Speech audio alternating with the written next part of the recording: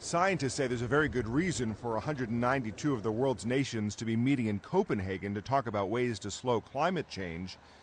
They say the planet is already suffering. The decade 2000-2009 is very likely to be the warmest on record. Some dispute the existence of dangers posed by global warming. I don't know where the fooling is.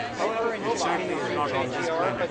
Maybe they're talking about something. The experts say the Earth's average temperature rose 0.74 degrees between 1906 and 2005. That may not sound like a lot, but the Intergovernmental Panel on Climate Change says the warming is stronger over land, which is only about a quarter of the Earth's surface. Warming is also more evident in the Northern Hemisphere, home to most of the world's industrialized countries. The IPCC says average Northern Hemisphere temperatures during the second half of the 20th century were very likely higher than during any other 50-year period in the last 500 years, and likely the highest in at least the past 1,300 years. Why? Scientists cite the increasing amount of carbon dioxide in the atmosphere.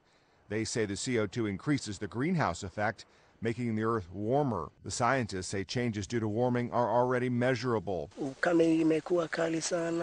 This farmer in Kenya says drought has become unbearable. He says there is no food, no water. The Copenhagen summit hopes to slow or even reverse climate change. It has two main goals: agree on how much industrialized nations should reduce their greenhouse gas emissions.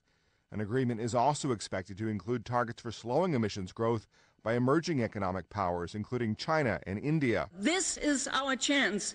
If we miss this one, it could take years before we get a new and better one, if we ever did. Summit participants are also talking about financial aid for poorer nations. The money could pay for moving away from fossil fuel consumption. It could also go to coastal protection, improved farming practices, and other costs of coping with climate change. Matt Friedman, The Associated Press.